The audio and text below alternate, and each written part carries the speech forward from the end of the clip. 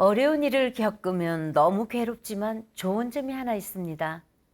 바로 세상을 보는 눈이 달라진다는 거죠. 이번에 만날 주인공은요, 바로 이 시련을 통해서 다시 태어난 분입니다. 강나연 보살님 모셨습니다. 보살님, 어서 오십시오. 네, 어서 오세요. 안녕하세요. 아니, 보살님 부처님 만나서 다시 태어나셨다고요? 축하드립니다. 네. 감사합니다. 네. 제가 부처님을 만난 지 7년 됐어요. 네. 네, 세 번째 암 수술 한 7년 전에 부처님을 처음 만나 뵙고, 세 번째 암 수술이요? 네. 잠깐만. 이게 무슨 일입니까? 아, 암이 제가- 세 번이나 걸렸다는 얘기입니까? 네네네. 그리고 세 번째 수술을 하고 네. 부처님을 만나고, 그때 제가 이렇게 완쾌가 돼서 제가 이제 7살이에요. 다시 태어났으니까. 네. 부처님을 만나 다시 태어나서 이제 7살이고, 그래서 앞으로 저는 굉장히 오래 살 것 같아요. 말씀이 뭔가 그 또 엄청난 그러네. 사연이 있을 것 같은데. 맞아요. 그 전에 먼저 녹화 앞두고 큰일을 치르셨다고 들었어요. 아, 네. 지난주에 네. 엄마가 작고하셨어요. 아. 어머나. 네, 아우. 뭐 아, 창가 고인의 네. 명복을 빕니다. 연로하시기는 했지만 네. 건강하셨거든요. 네. 그래서 더 오래 사실 줄 알았는데 네, 가셨어요. 물론 자식한테 호상은 없잖아요. 그럼요. 네, 좋게 가시긴 하셨지만 호상은 없는 것 같더라고요.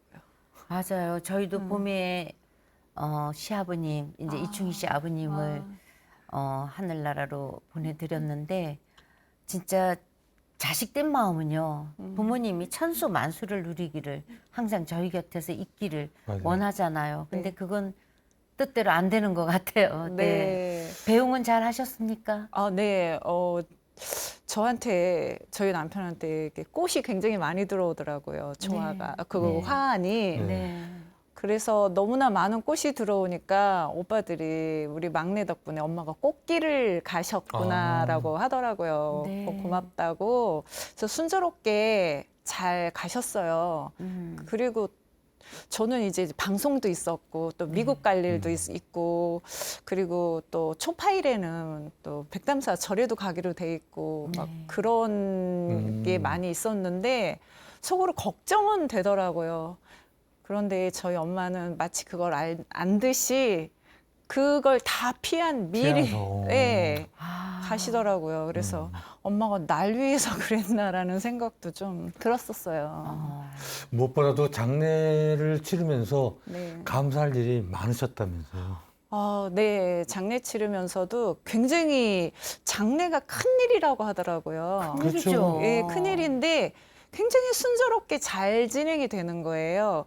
거기에다 또 스님이, 예, 백담사에 계시는 스님이 또 오셔가지고 엄마 가시는 길을 끝까지 함께하지 해주셨어요. 네. 화장터까지 같이 가주시고 연부를 계속 해주셔서 저희 식구들은, 친정 식구들은 아무도 절에 다니는 사람이 없어요. 그럼 강나연 보살님만. 저만 다녀요. 아, 그래요? 네. 그런데 스님이 오신다니까 전부 좋아가지고 예, 굉장히 좋아하더라고요. 그래서 근데 스님이 이틀을 계속 함께 해주셔가지고 네. 그래서 너무 감사드리고 또 우리 엄마가 복이 많으신 분이구나라는 네. 생각이 또 들더라고요. 네. 어느 스님 말씀이 죽음은 무상을 가르치는 최고의 법문이라고 정말 맞는 말씀 같아요. 네. 근데 강나연 보살님도 죽음의 문턱에서 기적적으로 돌아올 수 있었다고 해요? 제가 이제 암이 걸린 거예요. 제가 예전에 그 뭐 CEO들 또 정치인분들 그런 분들 스피치 가르치는 네. 아카데미를 네네네. 하고 네네. 강의를 많이 하고 다니고 그런 네. 때였어요. 근데 어느 날 갑자기 제가 암이라는 거예요. 무슨 암? 유방암이요. 음. 스트레스죠. 그래서 그냥 수술을 하면 다 나는 줄 알았어요. 수술하고 치료하고. 근데 또 걸리는 거예요. 같은 재발. 이제 암으로? 림프로 재발이 된 거죠. 아. 그래서 또 수술을 했어요. 근데 역시 또 일은 계속했어요. 국회에서 아카데미를 운영하고 하면서 또 계속했어요. 그랬는데 뭐 3개월, 6개월 만에 또 재발이 되더라고요. 와, 계속 수술을 해서 긁어냈는데도 또 예. 그래서 수술을 제가 짧은 기간에 막 3번을 한 거예요. 세상에. 그래서 좀 그것도 쉽지 않잖아요. 그렇죠. 그러니까 남편은 이거 굉장히 수술이 잘못된 심각한데. 거 아니냐는 음. 말까지 예, 계속 재발이 되니까 그래서 항암 치료는 계속 해오셨고요. 했죠. 예, 굉장히 항암을 힘드시지 네, 않았어요? 네, 처음에 항암을 4번을 했는데 그 다음부터는 의사가 항암이 안 드는 것 같다고. 안 된다고? 아니, 듣지를 않는다고 약이. 오 마이 갓. 네, 저는 약이 듣지를 않는다고 약물 치료가 소용이 없다고 그러더라고요. 근데 그럼 어떻게? 그거 어떻게 해요? 그냥 수술만 해줘요 병원에서는. 수술만 하고 본인이 그냥 견뎌내는 네, 거예요? 네, 네. 근데 지금 상태는 어떠세요? 그래서 3번을 그렇게 하고 이제 부처님을 만났잖아요. 3번 그렇게 수술하고. 그리고는 이제 부처님의 힘으로 네. 또 제가 열심히 그게 노력하면서 이제 7년이 7살이라는 게 그래서 7년이 된 거예요, 그렇죠. 지금? 이제 마지막 수술한 게 7년 된 7년. 거예요. 이제 이해했어요. 네. 마지막 수술. 어머나 세상에 한두 번도 아니고 암이 3번이나 찾아오다니 너무나 절망적이었을 것 같은데 정말 살기 위해서 안 해본 일이 없다고 정말 지푸라기라도 잡는 심정으로 진짜 뭐 모든 종교를 다 그렇죠. 찾아다녔다고 하던데 네. 맞습니까? 네. 어느 종교 찾아다니신 거예요? 다. 다? 네. 진짜? 네. 아는 지인분이 LA에서 오셨다는 안수기도 해준다는 목사님을 모시고 와서 네네네. 집에서 안수기도도 해주고 네. 그리고 천주교 성당도 가자고 그랬고 근데 절을 데려가서 예, 안식처를 제공해주고 밥을 주고 예, 저를 계속 이렇게 케어를 해주시는 거예요. 절에서. 그 어떤 계기가 있었나요? 그렇죠. 절에 가게 된 계기가? 네. 어떻게 알았던 분한테 제가 이제 연락을 했죠. 네. 근데 그분한테 제가 보살님 저 밥 좀 먹고 싶어요. 그런 거예요. 그랬더니 우리 절에 오세요. 오. 이렇게 해서 저를 제가 갈 수가 없어요. 누워 있는 상태라서. 갈 수 없는 상태인데 와서 저를 데리고 가서 그 절에서 밥을 집에서 아침밥만 간단하게 먹고 가면 점심 저녁을 절에서 다 먹고 그리고 이제 집에 데려다주고 또 방사선 치료는 매일 가잖아요. 매일 가는데 저희 남편이 바쁘면 그 절의 보살님이 또 운전해서 또 치료하는 데도 데려다주고 오고 그렇게 저를 완벽하게 케어를 해주니까 저는 일단 내가 일어나야 되니까 그냥 그 절에서 해주는 대로 있다 보니까 저도 모르게 이제 그 부처님에 대한 불심이 이제 자꾸 생기더라고요. 당연히 믿게 되죠. 네. 그리고 그 지인이 굉장히 감사하겠어요. 네. 왜냐하면 부처님과의 인연을 예. 연결을 해주신 예, 거잖아요. 그래서 그 절에 제가 3년을 넘게 매일 갔어요. 아침에 가면 저녁에 왔어요. 밤 저녁까지 먹고 아니 얘기 들어보니까 몸을 가누지도 못하면서도 못 가눴어요. 예. 며칠 걸려서 이제 거의 1년간은 108배를 또 했다면요. 네. 제가 거의 1년간을 집 근처도 잘 못 다닐 정도였는데 스님이 하루는 보살 108배 좀 한번 해봐 이러는 거예요. 아니 몸도 못 가누는데 108배. 예, 제가 어떻게 108배를 해요? 그랬더니 네. 스님이 한번 해보라고 그냥 못하면 못하는 대로 하면 하는 대로 힘들면 그냥 법당에서 누워도 되니까 그냥 해보라고. 그래서 저는 또 스님이 이렇게 말할 때는 또 나한테 좋으니까 하라는구나 하고 이제 법당에 가서 처음 시도를 해봤는데 하더라고요. 108배를 처음부터 네, 했어요? 예. 와. 저도 놀랐어요. 그러니까 이제 하루에 한 게 아니고 며칠에 걸쳐서 아니요. 하루에 아니, 한 번에 그날 합쳐서. 바로 그 자리에서 108배를 했어요. 아니 그게- 몸을 못 가는 상태인데도 네. 가는- 네. 야 이거는 대단한 부처님 값인데 비틀비틀 해가면서 네. 108배를 했어요. 와 대단한 부처님 값입니다 진짜. 네. 어. 근데 부처님의 힘이 되게 크긴 큰가 보죠. 너무 크죠. 네. 근데 그거를 스님이 항상 몰래 지켜봤다 그러더라고요. 제가 하는 거. 근데 대견스럽게 잘하고 있다고 말씀하시더라고요. 와 그것도 대단합니다. 음. 청담 대종사께서 주석하던 절이죠. 도선사에서 치유가피를 얻으셨다고요? 근데 이제 그 작은 절을 한 3년 다니고 나서 네. 또 이제 제가 이렇게 이동이 되더라고요. 그래서 도선사를 갔더니 그 풀리지 않았던 몸의 그 무거움이 좀 있었어요. 그게 도선사를 가니까 이렇게 좀 가벼워지는 거예요. 몸이. 네. 저 이런 거를 믿을지는 모르겠지만 몸이 가벼워지고 막 눌렸던 그 짓눌림 이런 것들이 굉장히 개운해지더라고요. 와, 정말 신기하네요. 네. 제가 절에 가면 절밥이 굉장히 맛있거든요. 네. 네, 그거랑 맞아요. 같은 것 같아요. 기적은 여기서 끝나지 않았습니다. 가족이 모두 불자가 되셨다고요. 가피네요. 아, 네. 이제 아니, 제가 혼자만 이제 그러니까. 불교를 믿으셨다고 했는데. 네. 와. 아, 저희 남편은 모든 종교를 믿지 않았어요. 예. 원래 무교였었어요. 네, 무교에다가 그냥 안 믿는 정도가 아니고 막 싫어했어요. 그런 거 왜 믿냐고. 그런데 저도 이제 같이 따라서 안 믿었죠. 아무것도 안 믿고 있었는데 제가 이제 부처님의 가피를 얻는 걸 옆에서 지켜본 거잖아요. 본 거죠, 여실히. 네, 예. 그러더니 한 번씩 이제 저를 따라오기 시작을 하는 거예요. 네, 남편분이 예. 그 같이 다니게 되는 같이 거야. 다닌 거죠. 아. 그러더니 이제 아이들도 네. 젊으니까 종교에 의지하고 싶지 않잖아요. 그렇죠. 특히나 젊은 친구들은 네. 또 불교를 딱히 예. 가까이 하지 않는 분들이 많아요. 미신이라고도 하고 막 음, 아들은 막 그랬는데 계속 이제 아이들도 한 번씩 따라오고 하더니 지금은 아들이 이제 그런 말까지 해요. 자기 결혼을 하게 되면 엄마 아빠 생일하고 집안 제사와 엄마 그 절에 가는 초파일까지만 챙겨주겠다고. 아. 대신 엄마 아빠의 어. 결혼기념일은 안 챙기겠다고. 네. 그 대신 초파일을 챙기겠다고. 그렇게 부처님 하더라고요. 모신나 챙기는 거 네. 이거죠. 네. 네, 그래서 지금은 남편이 먼저 절에 가자 그러고 절에 가면 자기가 마음이 편안하다 그러고 네, 그런 말을 해요. 그게 여실히 맞아요. 아내와 엄마가 정말 암을 3번 겪으면서 몸도 가누기 힘든데 부처님 믿으면서 108번도 맞아요. 하고 여실히 믿게 되니까 그리고 몸이 점점 호전되고 너무나 괜찮아지니까 남편분이나 자식들도 그걸 본 모습을 눈앞에서 보게 된 거 맞아요. 아닙니까? 와, 대단합니다. 돌아보면은 남편 아이들이 약사열의 부처님이었다고요? 아, 네. 제가 이제 수술을 많이 하고 또 항암도 하고 막 항암할 때는 정말 너무 힘들더라고요. 뭐 네. 말로 그거는 뭐 표현을 못 하겠어요. 그런데 이제 아들이 그때 군인이었어요. 군인이었는데 다행히 카츄샤를 가서 네. 주말마다 휴가를 나오는 아, 거예요. 그쵸, 그쵸. 네, 그러니까 주말마다 나오면 엄마 병원으로 와요. 아, 제가 이제 항암할 때 병원에 아예 입원을 해 있었거든요. 그러면 와서 옆에 와서 자요. 그런데 이상하게 항암할 때 저는 막 땀도 많이 흘리고 밤에 많이 힘들었거든요.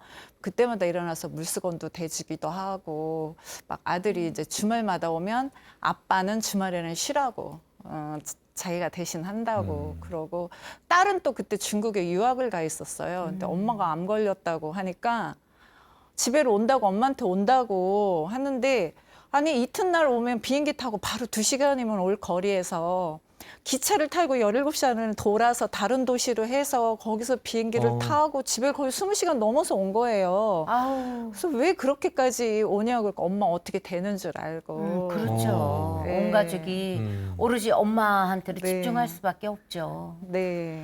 와, 3번의 암이 준 교훈 분명 찾으셨을 거예요. 교훈요.